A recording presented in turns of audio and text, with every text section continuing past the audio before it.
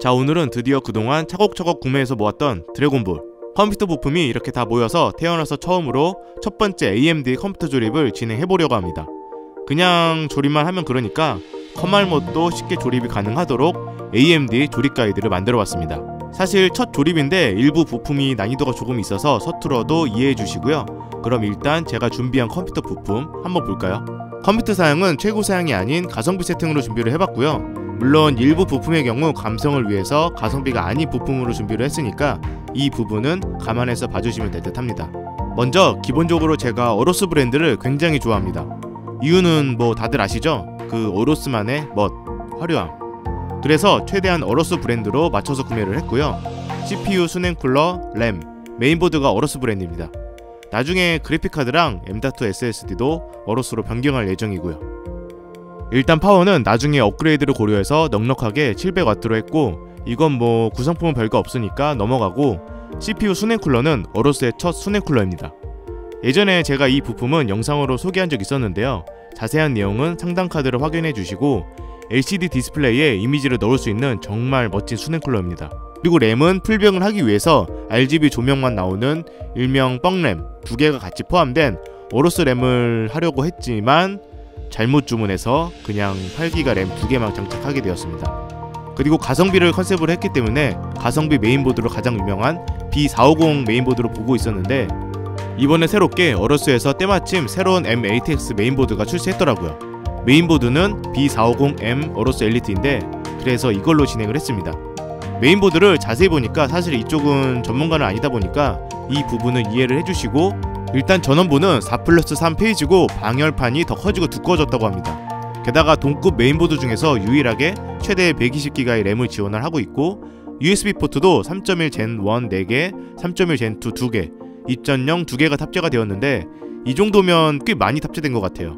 PCI 슬롯도 아머 처리가 되어 있고 듀얼 M.2 SSD 장착이 가능하도록 슬롯이 2개가 있는데 위치는 조금 애매하지만 엄청 두꺼운 방열판 장착된 M.2가 아니라면 문제는 없을 것 같습니다.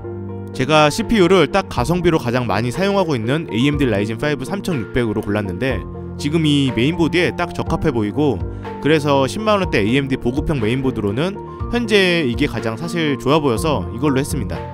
물론 제가 어로스를 좋아하고 호불호는 갈리지만 주황색 컬러 포인트도 나름 전 괜찮은 것 같고요. 그리고 수냉 쿨러를 할 거니까 AMD 기본 쿨러는 패스하고, M.2 SSD는 히트싱크가 장착된 웨스턴 디지털 블랙 500기가고요. 추가로 HDD 시게이트 2테라를 달아줄 겁니다.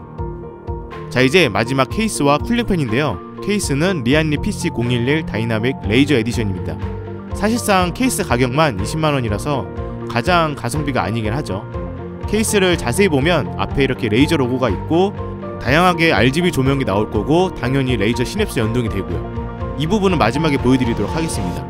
그리고 정면, 측면은 강화유리로 되어 있는데 이 강화유리를 열려면 여기 나사를 풀어서 위쪽 덮개를 이렇게 열어서 강화유리를 이런 식으로 들어서 분리하게끔 되어 있더라고요.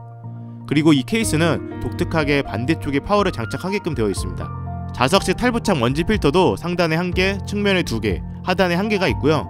쿨링팬도 리안리 보라 디지털 블랙으로 준비를 했는데 사실 이렇게까지 안 해도 되는데 이건 그냥 개인적인 욕심으로 준비를 한 거니까 감안해서 보시면 될 것 같습니다. 아, 그리고 쿨링팬에 무슨 선들이 이렇게 많은지 처음 해보고 너무 놀래서 이게 제가 제대로 할 수 있을지 걱정을 좀 많이 하긴 했습니다. 그리고 리안리 쿨링팬이 좋은게 CNC 가공된 알루미늄 프레임에 4개 모서리 부분에 이렇게 러버를 부착할 수 있어서 진동도 정말 많이 잡아줍니다. 자, 그럼 이제 부품 소개는 끝났고 본격적으로 조립을 해보도록 하겠습니다. 일단 조립 전에 케이스를 한번 살펴봐야겠죠. 쿨링팬 말고 기본적으로 케이스 자체에 RGB가 많이 들어가서 그런지 이미 많은 선들이 이렇게 연결되어 있었습니다. 딱히 어떤 선인지는 모르겠는데 일단 다행이긴 하네요, 제가 안 해서.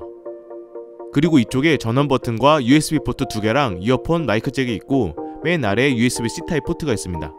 케이스 기본 나사랑 부품들이 어디 있나 했더니 여기를 열어보니까 박스가 하나 있었는데 여기에 들어있더라고요. 강화유리 안쪽에는 이렇게 진동 떨림을 잡기 위해서 이렇게 처리가 되어 있고요. 그리고 이쪽에는 HDD 하드디스크를 장착할 수 있는 베이가 2개가 있고 케이스 바닥 쪽에는 SSD 2개를 장착할 수 있는 베이가 2개 있는데 저는 M.2 SSD를 장착을 하니까 제거를 했습니다. 파워는 이런 식으로 세워서 케이스 반대쪽에 장착을 하게 되고요. 이제 메인보드에 CPU를 장착해야 되는데 여기가 CPU를 장착하는 곳이고 레버를 이렇게 올리고 CPU랑 여기 보시면은 각각 작은 삼각형 모양이 있는데 그 위치를 잘 보고 맞춰서 이렇게 가볍게 올려놓으면 됩니다. 그리고 잘 들어갔는지 살짝 움직여보고 그 다음에 확인한 다음에 다시 레버를 내려서 고정을 해주면 CPU 장착 끝. 이건 생각보다 쉬웠습니다. 그리고 저는 공랭이 아닌 수냉쿨러를 장착해줘야 돼서 이거 명칭을 모르겠는데 가이드를 제거해줬고 수냉쿨러 소켓을 장착할 수 있도록 나사를 이렇게 연결해줬습니다.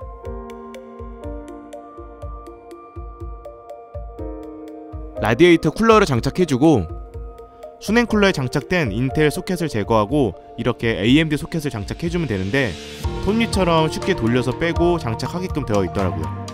소켓 모양이 다르더라고요 이게. 그리고 저는 좋은 써멀 그리스를 따로 구매를 했기 때문에 기존에 발라져 있던 건 닦았습니다.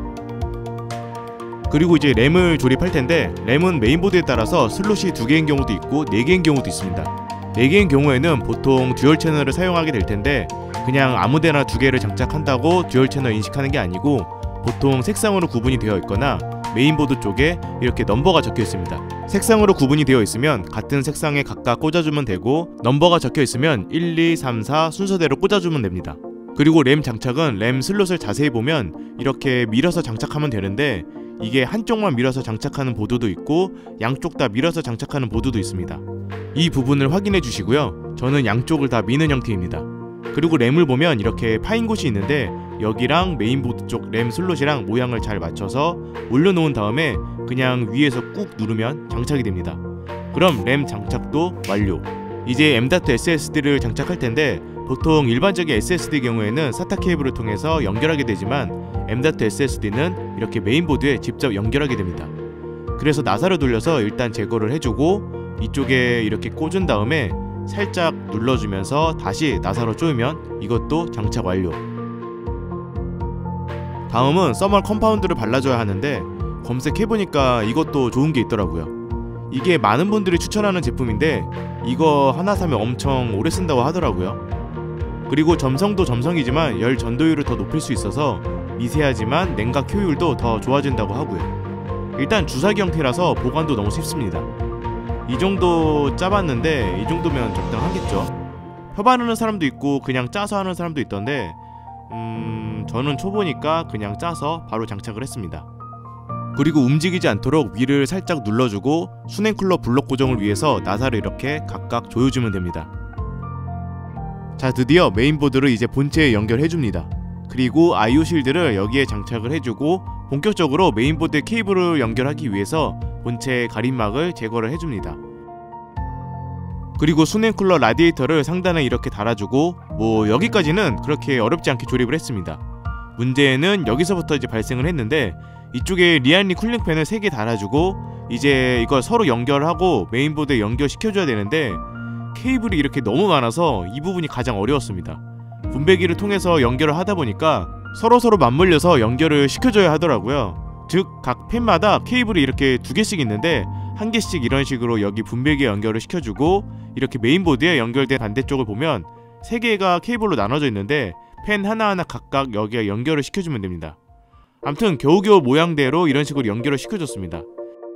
나머지 전원 커넥터 연결이나 CPU 팬, LED 팬, USB 3.0, 오디오 헤더 등등 이런 거는 이제 메인보드 설명서를 보고 하나씩 연결을 해주면 끝납니다.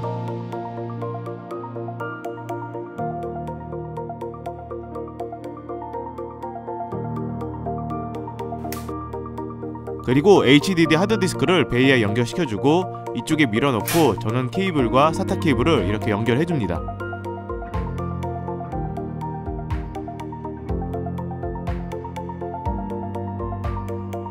자, 이제 마지막 그래픽카드 연결인데 그래픽카드는 사실 가장 쉽기 때문에 PCI 슬롯에 이렇게 밀어서 넣어주고 파워에 연결된 PCI 케이블을 그래픽카드 전원 공급 쪽에 연결시켜주면 됩니다. 그리고 나사를 조여서 고정시키면 끝입니다.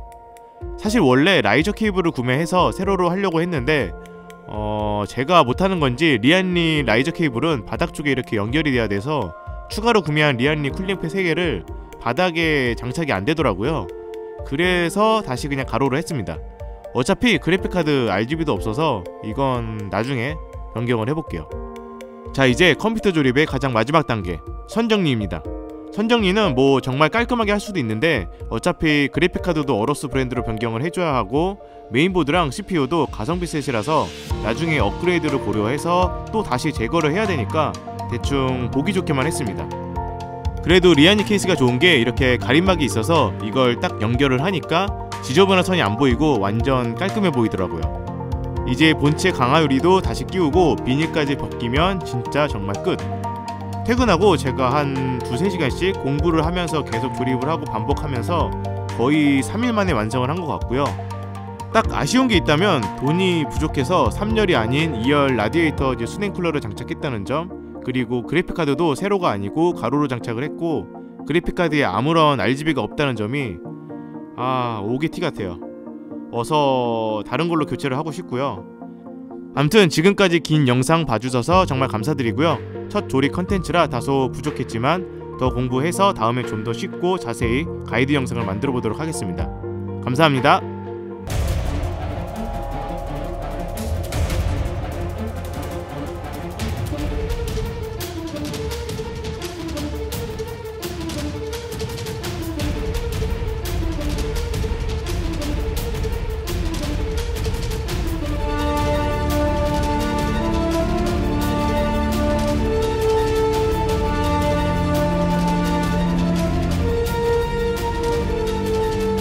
자, 다음 도전은 풀순행.